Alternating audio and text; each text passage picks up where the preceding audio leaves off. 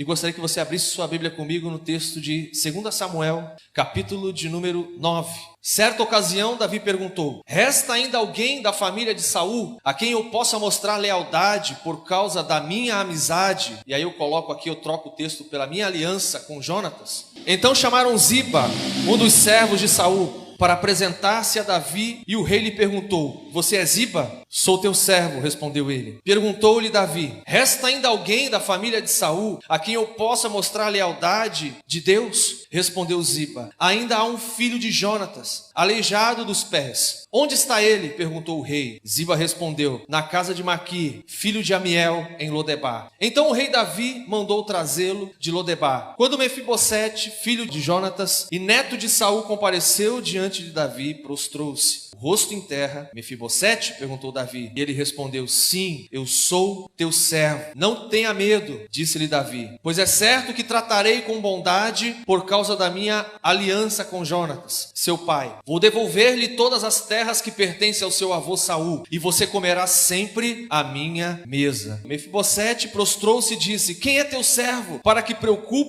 te preocupes com um cão morto como eu? Então o rei convocou Ziba e disse-lhe: devolvi ao neto de Saul, seu senhor, tudo que pertencia a ele e à família dele. Você, seus filhos e seus servos cultivarão a terra para ele. Você trará a colheita para que haja provisões na casa do neto do seu senhor. Mas Mefibosete comerá sempre à minha mesa. Ziba tinha 15 filhos e 20 servos. Então Ziba disse ao rei: o teu servo fará tudo o que o rei, o meu senhor, ordenou. Assim Mefibosete passou a comer à mesa de Davi como se fosse um dos seus filhos. Mefibosete tinha um filho ainda jovem chamado Mica, e todos os que moravam na casa de Ziba tornaram-se servos de Mefibosete. Então Mefibosete foi morar em Jerusalém, pois passou a comer sempre à mesa do rei e era aleijado dos pés. E o tema desse culto, desta palavra, é resgatando a aliança. Deus preza muito por aliança. E esse texto, basicamente, ele vai falar muito sobre a aliança de Jonathan e Davi. Dessa aliança tão forte que Deus uniu, fez com que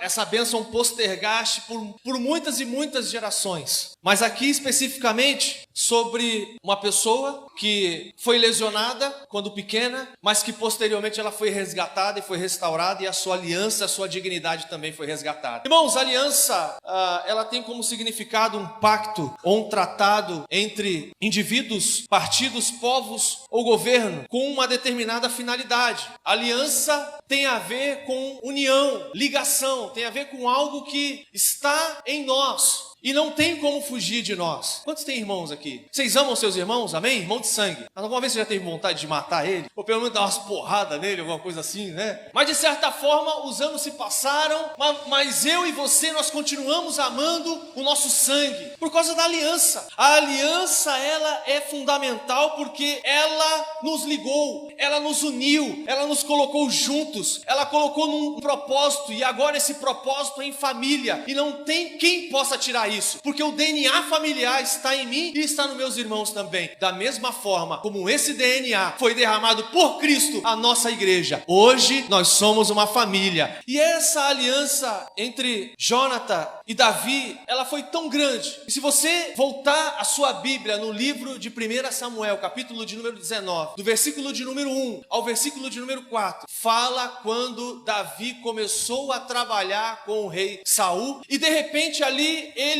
tem uma aliança com o filho dele, e uma aliança tão grande, uma aliança tão forte, uma aliança tão importante, que ele faz algumas coisas, que ele toma algumas atitudes de aliança. Aliança é lealdade, aliança é honrar aquele que agora faz parte do meu sangue, tem o meu DNA. É aquele que eu vou defender, é aquele que se estiver passando por uma situação de morte eu vou ajudar, é aquele que estiver passando por uma situação difícil eu vou estar do lado dele, é aquele que quando estiver chorando eu também vou chorar com ele, e quando ele estiver festejando por suas conquistas eu também vou festejar com ele. Eu não vou invejar, eu vou me alegrar, eu vou saltitar, porque a amizade, a aliança, ela é muito forte. Você tem melhores amigos? Você tem aliança com eles? Essa semana, irmãos, eu estava de carro com a minha filha, Ágata, que foi para a escolinha, e ela fez a seguinte pergunta para mim, disse assim: pai, quem é seu melhor amigo? Não precisei nem pensar duas vezes, disse assim: o meu melhor amigo é o Edson dos Anjos. Mas eu conheci o Edson dos Anjos, eu lembro que eu tinha 9 anos de idade, a idade da minha filha Ágata, e a gente se conheceu na escola, e foi da maneira mais esquisita que você pode imaginar. Ele estava correndo na escola de um lado e eu estava correndo na escola do outro lado, e quando a gente se juntou, foi aquela cabeçada, né? Um caiu para um lado e o outro caiu para o outro. Mas a minha sorte é que eu estava com a cabeça baixa, e ele correndo com a cabeça para o alto, né?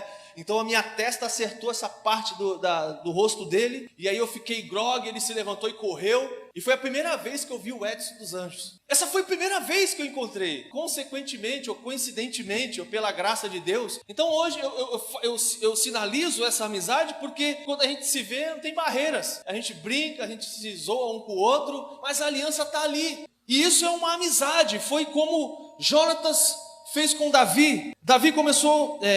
Jonatas fez algumas coisas por ele no capítulo de número 18 de 1 Samuel.